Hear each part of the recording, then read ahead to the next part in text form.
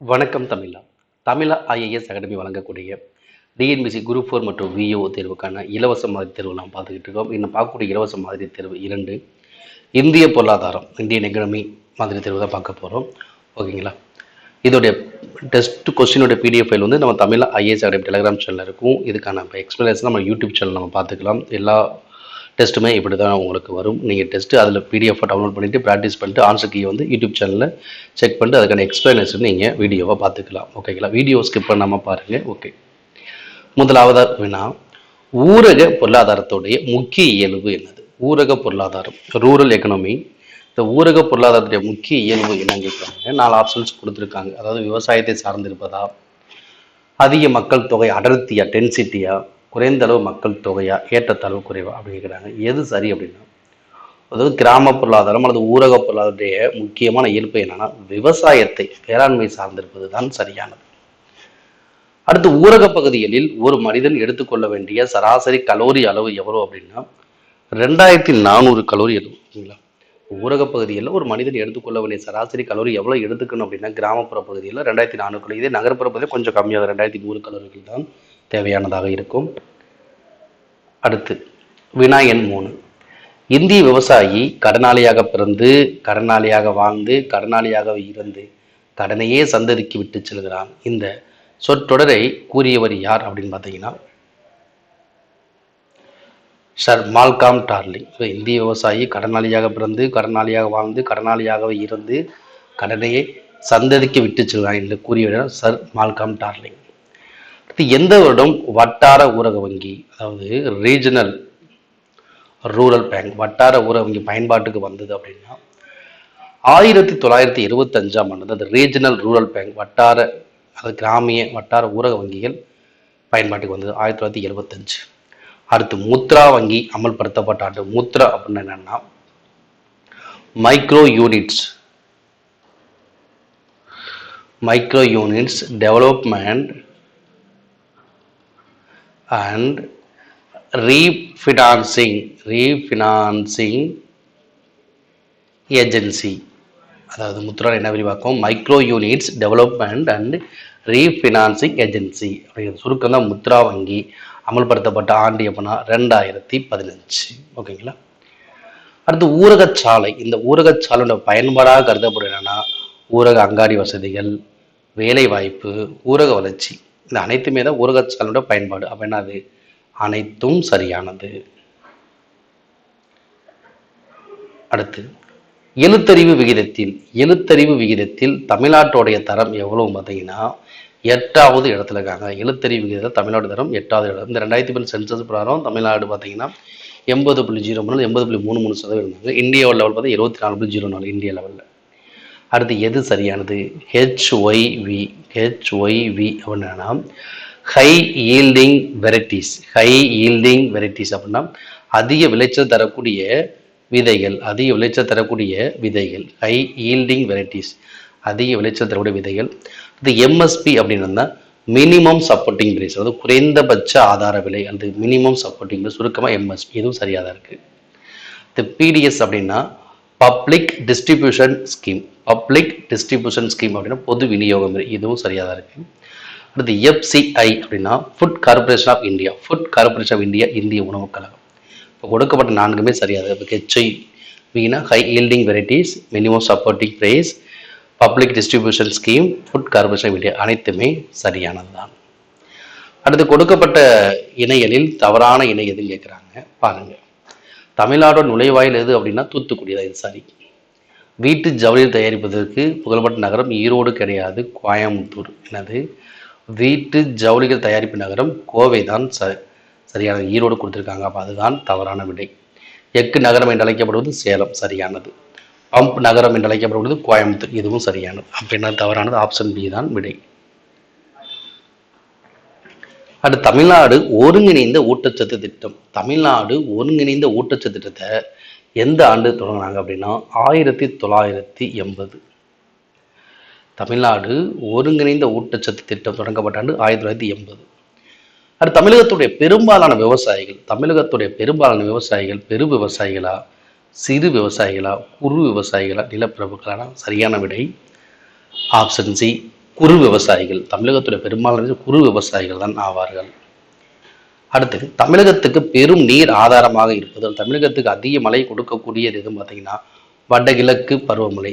இந்தியாவுக்கு அதிக பெரும் நீர் ஆதாரம் கேட்டாங்கன்னா இந்திய நாட்டுக்கு தென்மேற்கு பருவமழை. தமிழகத்துக்கு பெரும் நீர் ஆதாரம் வடகிழக்கு பருவமழை. அடுத்து தமிழகத்தில் அதிகமாக பயிரிடப்படும் பருப்பு வகை எதுவும் பார்த்தீங்கன்னா உளுந்து. தமிழகத்தில் அதிகமாக பயிரிடப்படக்கூடிய பருப்பு வகை என்னது? உளுந்து. அடுத்து தமிழ்நாட்டினுடைய நெற்களஞ்சியம் என அழைக்கப்படுவது எது அப்படின்னா தஞ்சாவூர். தமிழ்நாட்டுடைய நெற்களஞ்சியம் என்று அழைக்கப்படக்கூடியது தஞ்சாவூர் அல்லது தஞ்சை.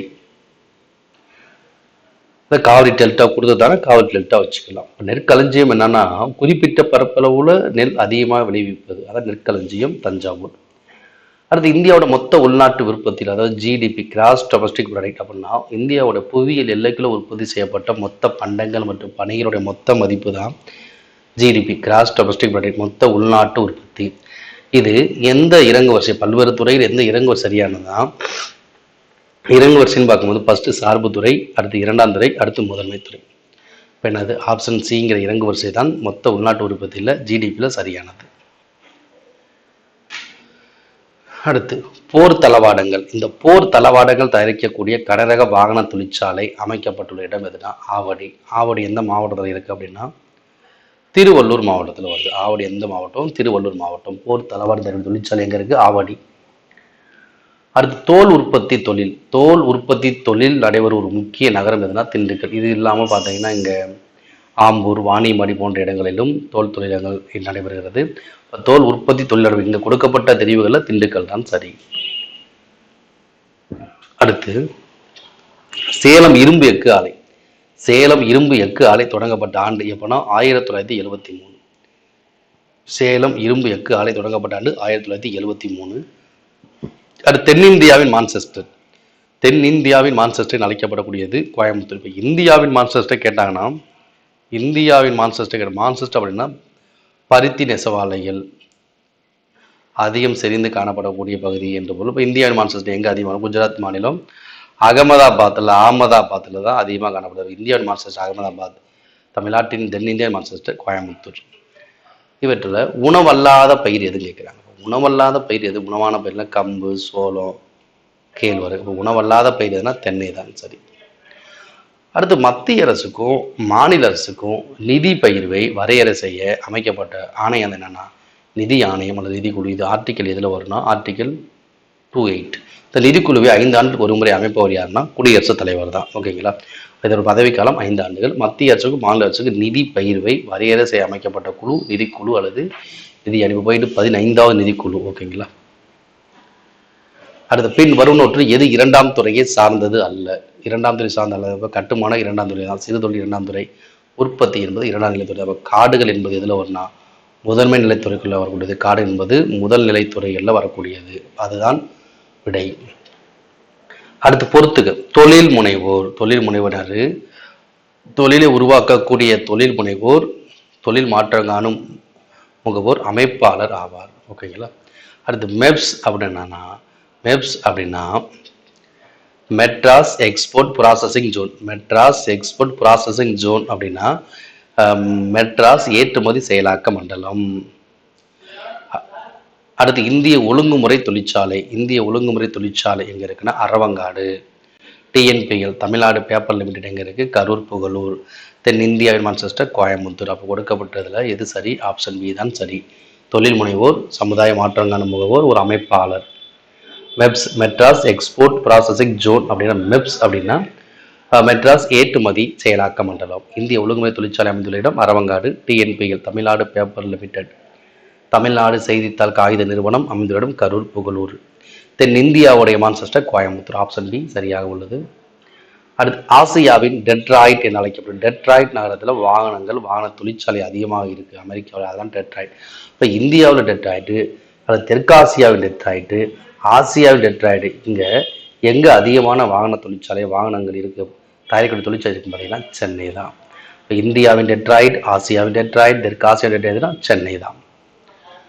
அடுத்து தமிழ்நாட்டில் டேஸ் துறையில் அதிக நபர்கள் வேலைக்கு அமர்த்தப்பட்டுள்ளோம். தமிழ்நாட்டில் எந்த துறையில் அதிகமான வேலைக்கு இருக்காங்கன்னா வேளாண்மை தான் சரி. அடுத்து சரக்கு மற்றும் சேவை வரி, அந்த பொருட்கள் மற்றும் பணிகள் வரி, பண்டங்கள் மற்றும் பணி, குட்ஸ் அண்ட் சர்வீஸ் டாக்ஸ். இது வந்து 2017 ஜூலை 1 இந்தியாவில் நடைமுறை ஆயிடுச்சு. குட்ஸ் அண்ட் சர்வீஸ் டாக்ஸ் 2017 ஜூலை 1. அப்போ இது சரக்கு மற்றும் சேவை வரி என்ன அப்படிங்கிறது என்ன, ஒரு இன்டைரக்ட் டாக்ஸ், மறைமுக வரி. என்னது மறைமுக வரி என்பதுதான் சரியானது. ஒரு இன்கம் டாக்ஸ் அப்படிங்கிறதா டைரக்ட் டாக்ஸ், நேரடி வரி. சரக்கு மற்றும் சேவை வரி மறைமுக வரி. அடுத்து சரக்கு மற்றும் சேவை வரி குழுமத்துடைய தலைவர், சரக்கு மற்றும் சேவை வரி குழுமம், ஜிஎஸ்டி கவுன்சில். இதோட தலைவர் யாரு? GST council. சரக்கு மற்றும் சேவை குழும தலைவர் யாரு? நிதி அமைச்சர் தான் சரியானது. அடுத்து ஐஜிஎஸ்டி, ஓகேங்களா, state GST, central GST, IGST. இப்போ ஸ்டேட் வந்து மாநில ஜிஎஸ்டி, மத்திய ஒன்றிய ஜிஎஸ்டி. ஐஜிஎஸ்டினா இண்டிகேட்டட் ஜிஎஸ்டி, இண்டிகேட்டட் ஜிஎஸ்டி. இப்போ இண்டிகேட்டட் ஜிஎஸ்டி அப்படின்னு என்னன்னா ஒருங்கிணைந்த சரக்கு மற்றும் சேவை வரி, ஒருங்கிணைந்த சரக்கு மற்றும் சேவை வரி தான் ஐஜிஎஸ்டி. அடுத்து நிதிக்குழு, இந்த ஃபினான்ஸ் கமிஷன், நிதி ஆணையம் பற்றிய கருத்து எது, பற்றிய சரத்து எது பார்த்தீங்கன்னா ஆர்டிகல் 280. ஆர்டிகல் 324 ஒரு எலெக்ஷன் கமிஷன் குறிக்கக்கூடியது 324, ஓகேங்களா. 280 நிதிக்குழு. அடுத்து நிதிக்குழு அமைக்கப்பட்ட ஆண்டு, நிதிக்குழு எப்போ அமைச்சாங்க, பிரான்ஸ் கமிஷன் எப்போ அமைச்சாங்கன்னா 1951. 1951 நவம்பர் 22, ஓகேங்களா. திட்டக்குழு 1950, தேசிய வளர்ச்சிக்குழு 52, நிதிக்குழு அமைக்கப்பட்ட 1951 நவம்பர் 22. அடுத்ததாக ஆர்டிஜிஎஸ், ஆர்டிஜிஎஸ் மூலம் குறைந்தபட்சம் எவ்வளவு பணம் பரிமாற்றம் செய்ய முடியும் அப்படின்னா, ஆர்டிஜிஎஸ் அப்படின்னா real time cross settlement, real time cross settlement, RTGS. நிகழ்நேர பெருந்திரள் தீர்வுகள், ஆர்டிஜிஎஸ் நிகழ்நேர பெருந்திரள் தீர்வுகள், ரியல் டைம் கிராஸ் செட்டில்மெண்ட்ஸ். இந்த ஆர்டிஜிஎஸ் மூலம் குறைந்தபட்சம் எவ்வளோ பணம் பரிமாற்றம் செய்ய முடியும் அப்படின்னா, குறைந்தது 2 லட்சம், மினிமம் 2 லட்சம் தான் அனுப்ப முடியும். அதுக்கு மேலே எவ்வளோ வேணால் அனுப்பிச்சிக்கலாம், குறைஞ்சது. ஆனால் 2 லட்சம் தான் அனுப்ப முடியும், அதுக்கு மேலே எவ்வளோ அனுப்பிச்சாலும் நோ லிமிட். அதே போல தான் இந்த நெஃப்ட்லையும் குறைந்தது ₹1 எவ்வளோ வேணால் அனுப்பிச்சிக்கலாம். ஆனால் நெஃப்ட் என்பது நேஷனல் எலக்ட்ரானிக் ஃபண்ட் டிரான்ஸ்ஃபர். இது ஐஎம்பிஎஸ் வந்து அதிகபட்சமாக 2 லட்சம் வரைக்கும் தான் அனுப்ப முடியும். ஐஎம்பிஎஸ் இமிடியேட் பேமெண்ட் சர்வீஸில் அதிகபட்சம் 2 லட்சம் வரையும் அனுப்பிச்சிக்கலாம் ₹1. நெஃப்டில் ₹1 நோ லிமிட் அனுப்பிச்சிக்கலாம். ஆர்டிஜிஎஸ்ல 2 லட்சம் எவ்வளோ வேணால் அனுப்பிச்சிக்கலாம், ஓகேங்களா. அப்போ ஆர்டிஜிஎஸ்னா real time gross settlements, NEFT national electronic fund transfer, IMPS immediate payment service, okay. அடுத்து நிதி ஆணையம், நிதிக்குழு. நிதி ஆணையத்துடைய தலைமையிடம் அமைந்துள்ள இடம் எதுனா டெல்லி. அடுத்து நிதிக்குழு மொத்தம் எத்தனை உறுப்பினர்கள், ஒரு தலைவர் 4 உறுப்பினர்கள், ஒரு தலைவர் 1+4, ஒரு தலைவர் 4 உறுப்பினர் உடையதான் நிதிக்குழு. அடுத்து முதல் நிதிக்குழு ஃபர்ஸ்ட் பினான்ஸ் கமிஷனுடைய சேர்மன் யார் அப்படின்னா கேசி நியோகி. முதல் நிதிக்குழுவோட தலைவர் யாரு? கேசி நியோகி. இந்த நிதிக்குழு தலைவர் நியமனம் செய்வதா குடியரசுத் தலைவர் தான். அடுத்து மகாவீர் தியாகி எத்தனையாவது நிதிக்குழுவுக்கு தலைவர் அப்படின்னா 5வது நிதிக்குழுவுக்கு தலைவர் தான் யாரு? மகாவீர் தியாகி. கேசி நியோகி முதல் நிதிக்குழு. அடுத்து மாநில நிதி ஆணையத்தை அமைப்பவர் யார் அப்படின்னா ஆளுநர் தான். மாநில ஆளுநர் தான் மாநில நிதி ஆணையத்தை அமைக்கிறார். அடுத்து சரக்கு மற்றும் சேவை வரி, ஜிஎஸ்டி, சரக்கு மற்றும் சேவை வரி என்ற கருத்து உருவானது எந்த நாட்டில் அப்படின்னா பிரான்ஸ். சரக்கு மற்றும் சேவை வரி என்ற கருத்து உருவானது எந்த நாடு? பிரான்ஸ். அடுத்து தமிழ்நாடு நிதி ஆணையம் அமைக்கப்பட்ட ஆண்டு 1994. தமிழ்நாடு நிதி ஆணையம் எப்போ அமைக்கிறாங்க? 1994. அடுத்து ஜிஎஸ்டி பின்வரும் எந்த வரியினை நீக்கியது அப்படின்னா சேவை வரி, சர்வீஸ் டாக்ஸ் நீக்கியது. ஜிஎஸ்டி பின் எந்த நீக்கியது? சேவை வரி. அடுத்து ஜிஎஸ்டிங்கில பின்னொரு வரி விகிதத்தில் எது இடம்பெறவில்லை கேட்குறாங்க. அப்போ ஜிஎஸ்டியில் பார்த்தீங்கன்னா என்னென்ன வரி விகிதங்கள் இருக்குன்னா 5%, 12%, 18%, 28%. அப்போ இடம்பெறாத வரி விகிதம்னா 25%. ஓகே. அடுத்து சரக்கு மற்றும் சேவை வரி அறிமுகப்படுத்தப்பட்டது பின்னணியில் அரசாங்கத்துடைய முக்கிய நோக்கம் பின் வருவனவற்றில் எது அப்படின்னு கேட்குறாங்க. அதாவது சரக்கு மற்றும் சேவை வரி அறிமுகப்படுத்துறதுல அரசாங்க முக்கிய நோக்கம் என்ன கேட்குறாங்க. என்னென்னா நாட்டில் வரி சீரான தன்மையை கொண்டு வருவது, அரசாங்க வருவாய் அதிகரிக்கணும், அனைத்து மறைமுக வரியையும் மாற்றணும். மேலே உள்ள அனைத்து என்னதும் சரியானதா? இந்தியாவில் ஜிஎஸ்டியை அறிமுகப்படுத்த பரிந்துரை செய்த கமிட்டி எது அப்படின்னா விஜய் கேல்கர் கமிட்டி.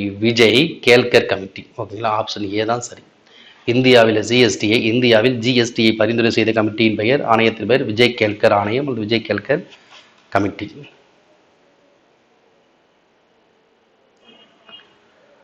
அடுத்து, நிறுவனங்களுக்கு தேவைப்படும் நேரத்தில் பணத்தை ஒதுக்கீடு செய்தல் கீழ்கண்டவாறு வரையறுக்கப்படுகிறது. அப்படின்னு என்னன்னா, சரியான விடை பணத்தை ஒதுக்கீடு செய்வது என்பது நிறுவனங்களுக்கு நிதி மேலாண்மை ஆகும். அடுத்து, இந்தியாவில் முதலாக வருமான வரி எந்த ஆண்டு அறிமுகப்படுத்தப்பட்டது அப்படின்னா 1860. இந்தியாவில் முதலாக வருமான வரி அறிமுகப்படுத்தப்பட்ட ஆண்டு 1860. அடுத்து, கருப்பு பணத்திற்கான காரணங்கள் என கண்டறியப்பட்ட அடையாளம் என்ன அப்படின்னா பண்டங்களின் பற்றாக்குறை, அதிக வரி விகிதம், கடத்தல். இவை அனைத்துமே என்னன்னா சரியானதான். அடுத்து, வருமானம் அதிகரிக்கும் போது வரியும் அதிகரிக்கும். அப்படின்னா இந்த வரிமுறைக்கு பேரு வளர்விகித வரி விதிப்பு முறை. வருமானம் அதிகரித்தால் வரியும் அதிகரிக்கும். அந்த வரி விதிப்பு முறைக்கு பேரு வளர்விகித வரி விதிப்பு முறை. அடுத்து, பொருள்சார் சமநிலை அணுகுமுறையை நிறுவியவர் யாரான 2 பேரு, ஜோசப் ஸ்டிக்லிஸும் எட்வர்ட் ஜாம்பலினும். 2 பேரும் தான் பொருள்சார் சமநிலை அணுகுமுறையை நிறுவியவர்கள். அடுத்து, வருமானத்தோட அளவை பொருட்படுத்தாமல் வரி விதிப்பு விகிதம் ஒரே மாதிரியா இருக்கக்கூடிய வரிமுறை எது அப்படின்னு பார்த்தீங்கன்னா விகித வரி விதிப்பு. அதாவது வருமானம் அதிகமானா வரி அதிகமாகும், அது வளர் விகிதம். வருமானத்தோட அளவை பொருட்படுத்தாம வரி விதிப்பு விகிதம் ஒரே மாதிரியா இருந்ததுன்னா அது விகித வரி விதிப்பு முறையாகும். அடுத்து, கீழே கொடுக்கப்பட்டுள்ளவற்றுள் எது சரியான சொற்றொடர் என கண்டுபிடி. ஜனாதிபதியால் நிதிக்குழு நியமிக்கப்படுகிறது. சரியானது. ஒரு நிதிக்குழு காலம் பணிக்கால எவ்வளவு 5 ஆண்டு. இதுவும் சரியானது. அப்ப என்னது 2மே சரி. ஏன்னா நிதிக்குழுவை நியமனம் செய்வர் குடியரசுத் தலைவர். நிதிக்குழுவோட பதவிக்காலம் 5 ஆண்டுகள். 2மே சரியானதுதான். அடுத்து, கோட்பாடு அடிப்படையில் வெளிநாட்டு நேரடி மூலதனத்துடைய நன்மைகள் என்ன? கோட்பாடு அடிப்படையில் வெளிநாட்டு நேரடி மூலதன பொருளாதார வளர்ச்சி இருக்கு. சரியானதா? பன்னாட்டு வணிக வளர்ச்சி சரி. வேலை வாய்ப்பு மற்றும் திறனை அதிகரிப்பது சரி. அப்ப என்னது அனைத்தும் சரியானது. அடுத்து, பெயர்ச்சியியலில் அரசாங்கம் தன் ஆதிக்கத்தை எதன் வழியாக செயலாக்குகிறது? தன்னுடைய ஆதிக்கத்தை எதன் வழியாக செயலாக்குகிறது அப்படின்னா பகிர்ந்தளித்தல் வழியாக பெயர்ச்சியில் அரசாங்கம் ஆதிக்கத்தை செயலாக்குகிறது. அடுத்து, உயரக்கூடிய விலை மற்றும் தேவைகள் தேக்கம். விலைகள் உயர்ந்து கொண்டே இருக்கு, தேவைகள் தேக்கமாக இருக்கு. இவைகளால் குறிக்கப்படக்கூடிய ஒரு நிலை எவ்வாறு அழைக்கப்படுகிறதுனா தேவை குறைவு பணவீக்கம். என்னது தேவை குறைவு பணவீக்கம். உயரும் விலை மற்றும் தேவைகள் தேக்கம் இவைகளால் குறிக்கப்படும் ஒரு நிலைக்கு என்ன பேரு தேவை குறைவு பணவீக்கமாகும். அடுத்து, ரூபாய் நோட்டுகளை வெளியிடுவதற்கு எந்த வங்கிக்கு அதிகாரம் இருக்கு அப்படின்னா ரிசர்வ் பேங்க் ஆஃப் இந்தியா, மைய வங்கி, ஆர்பிஐ. ரூபாய் நோட்டுகளை வெளியிடுவதற்கு அச்சிடுவதற்கு அதிகாரம் உள்ள வங்கி மைய வங்கி. இந்திய ரிசர்வ் வங்கி ஆர்பிஐ ஏப்ரல் 1 ஆண்டு முதல் தன் பணிகளை தொடங்கியது அப்படின்னா 1935 ஏப்ரல் 1 முதல் ஆர்பிஐ தன்னுடைய பணிகளை தொடங்கி. எந்த சட்டத்தின் அடிப்படையில் ஆர்பிஐ உருவாக்கப்பட்டது அப்படின்னா 1934 ஆர்பிஐ சட்டம். Reserve Bank of India RBI சட்டத்தின் அடிப்படையில் 1934 ஆண்டு சட்டத்தின் அடிப்படையில் உருவாக்கப்பட்டது ரிசர்வ் பேங்க் ஆஃப் இந்தியா. அது 35 ஏப்ரல் 1 முதல் தன்னுடைய செயல்பாடு தொடங்கியது ஆர்பிஐ. அடுத்து, வங்கியர்கள் பணத்தை கையாள்பவர்கள் மட்டுமல்ல டேஸுக்கு வழிகாட்டுபவர்கள், பொருளாதார வளர்ச்சிக்கும் வழிகாட்டுபவர்களாக இருக்கிறார்கள். வங்கியர்கள் பணத்தை கையாள்பவர்கள் மட்டுமல்ல பொருளாதார வளர்ச்சிக்கும் வழிகாட்டுபவர்களாக இருக்கிறார்கள். அடுத்து, கீழ்க்கண்டு எது மைய வங்கியினுடைய பணி அல்ல? ஒரு நாட்டினுடைய வங்கி அமைப்புகளுக்கு வழிகாட்டுதல் மற்றும் வங்கி அமைப்புகளை ஒழுங்குபடுத்துவது மைய வங்கியினுடைய பணி. சரி. பொதுமக்கள் தொடர்பு கொள்வது என்பது மைய வங்கியின் பணி கிடையாது. அரசாங்க வங்கியாளராக நடத்தல். சரி. மற்ற வங்கியோட வைப்பு கணக்கிலே பராமரி. இதுவும் சரி. பொதுமக்கள் தொடர்பு கொள்வது என்பது தான் என்னது மைய வங்கியின் பணி அல்லாதது. அடுத்து தொழில்துறை வங்கி அல்லாதது எதுன்னு கேட்குறாங்க. இப்போ இந்த ஐசிஐசி அப்படின்னா industrial credit and investment corporation of India. Industrial credit and investment corporation of India, ICICI. ஓகேங்களா. ஐடிபிஐனா industrial development bank of India. Industrial development bank of India, IDBI. எஸ்ஐடிபிஐனா small industrial development bank of India. அப்போ இது எல்லாமே industrial. HSBC மட்டும்தான் தொழில்துறை வங்கி அல்லாததாகும். அப்போ அதுதான் என்ன அது விடை. ஓகே. அடுத்து வெளிநாட்டு வங்கிகள் தங்களுடைய செயல்பாடுகளை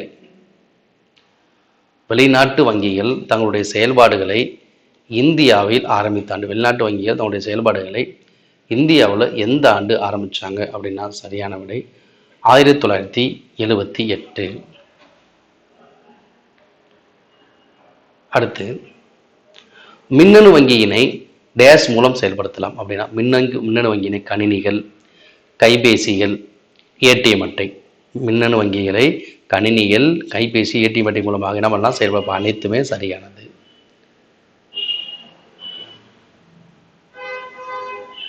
அடுத்து எந்த வகையான கணக்கு குறிப்பிட்ட நேரத்தில் குறிப்பிட்ட சில தொகையை செலுத்த வேண்டியது கட்டாயம். குறிப்பிட்ட நேரத்தில் குறிப்பிட்ட சில தொகையை செலுத்த வேண்டியது கட்டாயம். ஆல் ஆப்ஷன்ஸ் கொடுத்துருக்காங்க. சேமிப்பு வைப்பு, நடப்பு வைப்பு தொகை, நிலையான வைப்பு, தொடர் வைப்பு.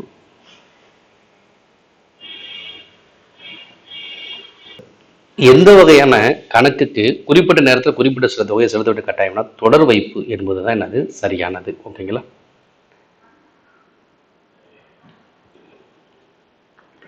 இந்த வெளிநாட்டு வங்கிகள் தன்னுடைய செயல்பாடு இந்தியாவில் ஆரம்பித்த ஆண்டு எது அப்படின்னா 1980 என்பதுதான் சரியானது. ஓகே.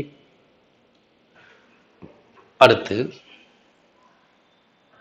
பின்வரும் வாக்கியங்களை கவனி. பாரத ஸ்டேட் வங்கி, ஸ்டேட் பேங்க் ஆஃப் இந்தியா ஒரு முறைசாரா நிதி நிறுவனம் என்பது சரியா தவறு?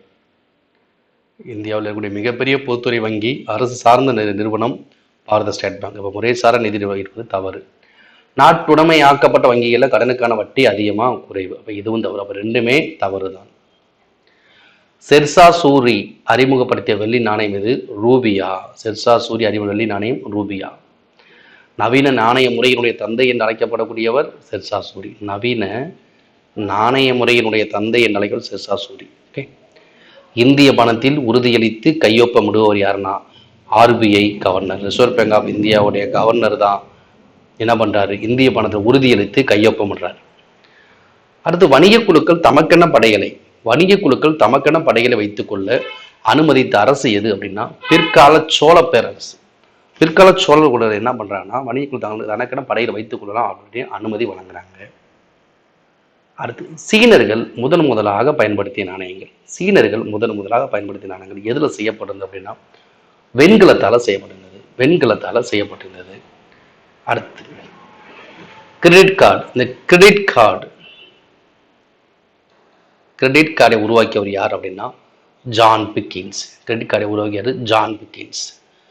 மொபைல் பேங்கை அறிமுகம் செய்த வங்கிகள் எது அப்படின்னா ஐரோப்பிய வங்கிகள். மொபைல் பேங்கை அறிமுகம் செய்த வங்கிகள் எது? ஐரோப்பிய வங்கிகள். அடுத்து பொறுத்துக. கனடா, ஜப்பான், சீனா, இங்கிலாந்து, இலங்கை. இப்போ இந்த நாட்டுக்கான நாணயம் கொடுத்துருக்காங்க. நாணயம் பெயர் ஓகேங்களா, கரன்சி நேம்.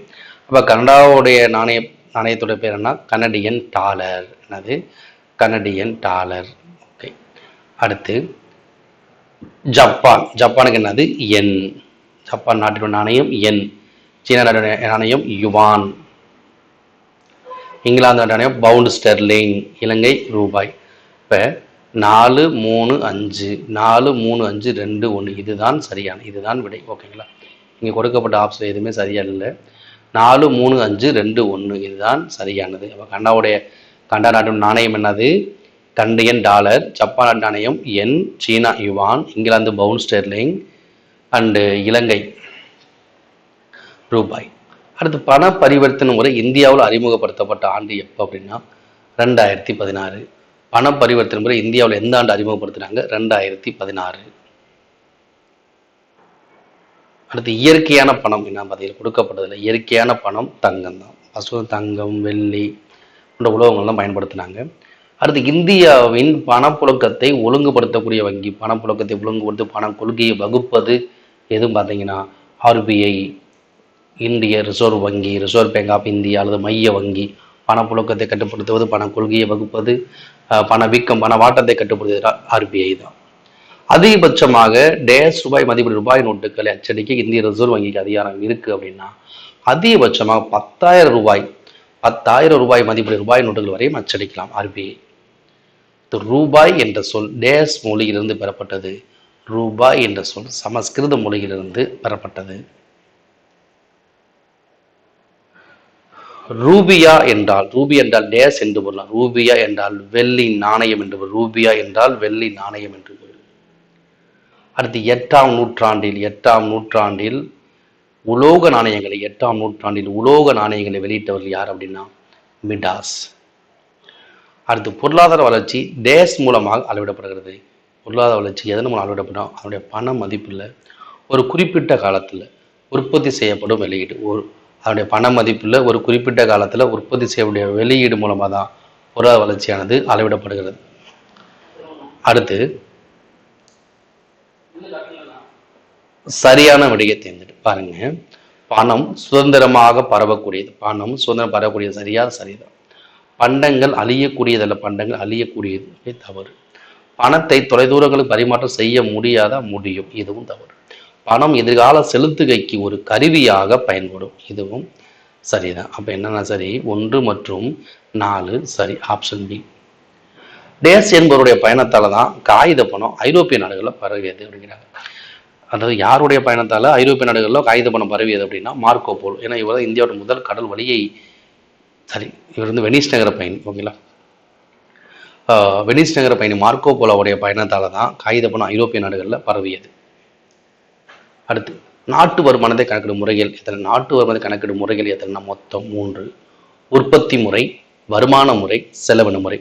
பொதுவாக நாட்டு வருமானத்தை கணக்கிடும் முறைகள் 3: உற்பத்தி முறை, வருமான முறை, செலவின முறை. இந்தியாவில் நாட்டு கணக்கிடும் மெயின் அந்த 3 முறைகள், மெயின் அந்த 2 முறைகள் தான், உற்பத்தி முறை, வருமான முறை. அடுத்து நாட்டு வருமானத்தை முதல் அளவிட்டவர் யாருன்னா தாதாபாய் நவ்ரோஜி தான். அதே நாட்டு வருமானத்தை அறிவியல் முறைப்படி அளவிட்டோம்னா VKRV ராவ். தலா வருமானத்தை முதல் அளவிட்டவர் யாருன்னா தாதாபாய் நவ்ரோஜி தான். திட்டக்குழு என்பது நிதி ஆயோக் என பெயர் மாற்றம் செய்யப்பட்ட ஆண்டு அப்படின்னா 1/1/2015. அடுத்து குறுகிய பணம் என்று பொதுமக்களிடம் இருக்கக்கூடிய பணம். இந்த குறுகிய பணம் எதுனா M1. விரிவான பணம் எது கேட்டாங்கன்னா பரந்த பணம் அப்படி கேட்டாங்கன்னா என்னன்னா M4, M3, M4லாம் விரிவான பணம். M1 குறுகிய பணம். பணம் ஒரு டேஸாக செயல்படும், பணம் ஒரு இடையீட்டு கருவியாக செயல்படும், பணம் ஒரு மதிப்பின் அளவுகோலாக இருக்கும், பணம் எதிர்கால செலுத்துகை மதிப்பு கொண்டது. அப்ப அனைத்துமே சரியானது. இவற்றிற்கிடையே தலைகீழான உறவு காணப்படும். விலை மற்றும் தேவைக்கிடையே தலைகீழான உறவு காணப்படும். விலை அதிகமாகும் போது தேவை குறையும், புரியுதுங்களா? அடுத்து டேஸ் முறையில் ஒவ்வொரு இடைநிலை பண்டத்தின் மதிப்பை கூட்டும் போது இறுதி பண்டத்தின் மதிப்பை கணக்கிடலாம். டேஸ் முறையில் ஒவ்வொரு இடைநிலை பண்டத்துடைய மதிப்பை கூட்டும் போதும் இறுதிநிலை பண்டத்தினுடைய மதிப்பை கணக்கிடலாம் அப்படின்னு கொடுக்குறாங்க. சரியான விடை மதிப்பு கூட்டு முறை. மதிப்பு கூட்டு முறை. 2வது ஐந்தாண்டு திட்டத்தை உருவாக்கியவர்னா மகளன் நோபிஸ். இவர் தான் இந்திய புள்ளியியலுடைய தந்தை என்று அழைக்கப்படக்கூடியவர் மகளன் நோபிஸ். அடுத்து நிதி ஆயோக் தலைவர் யார் அப்படின்னா பிரதமர் தான்.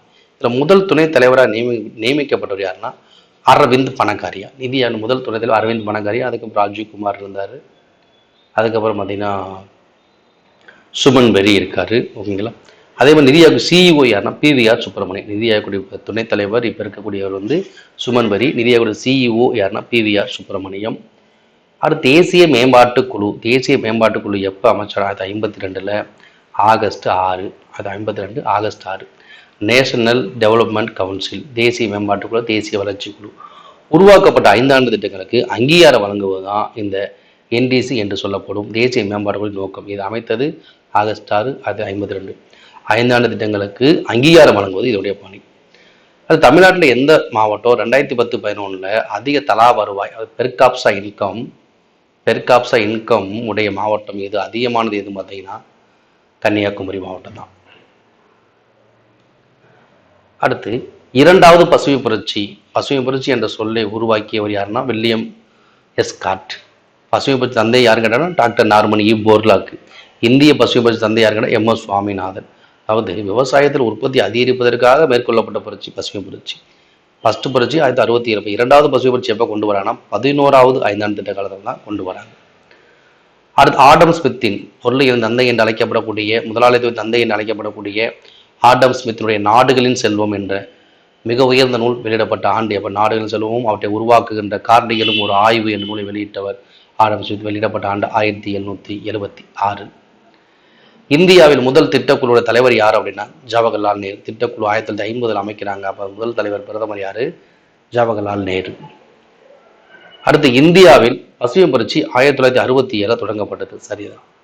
இது இந்தியாவோட விவசாய உற்பத்தியில அதிக விளைச்சல் பெறுவதற்கு ஆரம்பிக்கப்பட்டது. ரெண்டுமே சரிதான். வறுமையை ஒழிப்போம் என்னும் கோஷம் எப்பொழுது எழுப்பப்பட்டது? கொடுக்கப்பட்டல ஒன்றும் கிடையாது, 2 கிடையாது, 3 கிடையாது, கண்டிப்பா 4, 5 தான் இருக்கணும். அப்ப 5வது ஐந்து எப்ப நடக்குது பார்த்தீங்கன்னா 69 to 1969 to 1974. வறுமை ஒழிப்பம் வந்து மெயினா 5வது ஐந்து தான். இதனால நம்ம நேரஸ்ட் 4 நம்ம போட்டுக்கலாம். வறுமை ஒழிப்பம் அந்த கோஷம் கருவி கட்டம் என்று சொல்லப்படக்கூடிய அந்த முழக்கம் 5வது ஐந்து சில புக்கில் கொடுத்துருக்காங்க. இங்க நமக்கு ஆன்சர்ல 4வது ஐந்து தான் கொடுத்துருக்காங்க. ஓகேங்களா? அடுத்து ஆண்டு திட்டங்கள் எந்த ஆண்டு செயல்படுத்தப்பட்டது அப்படின்னா, ஆண்டு திட்டங்கள் செயல்படுத்தப்பட்டது 1966 to 69. போர்களுக்கு பிறகு இந்த 5 திட்டங்கள் வந்து முழுமையாக செயல்படுத்த முடியல. 3 ஓராண்டு திட்டங்களாக 3 ஓராண்டு திட்டங்கள். இது திட்ட விடுமுறை காலம் சொல்லுவாங்க.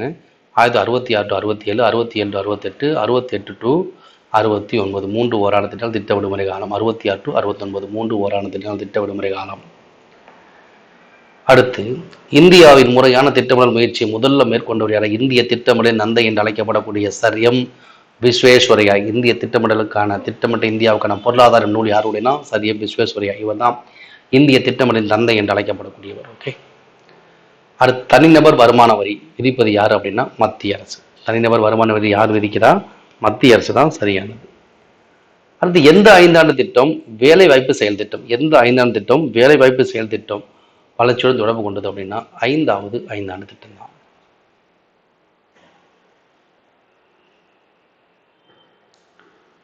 அடுத்து பொருளாதார திட்டமிடல் என்பது தனியார் உற்பத்தி மற்றும் விநியோக நடவடிக்கைகளை கூட்டாக கட்டுப்படுத்துவது அல்லது ஒடுக்குவதை குறிப்பது.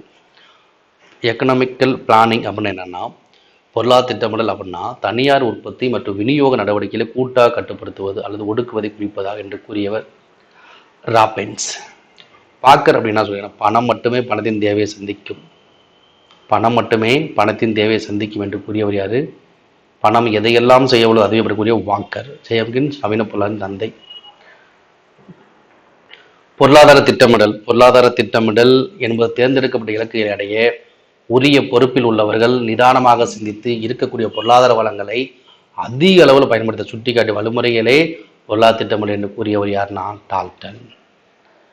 அடுத்து சர்வோதயா திட்டத்தின் தொடர்புடையனா ஜெயபிரகாஷ் நாராயணன் ஜேபி நாராயணன் சொல்லுவாங்க.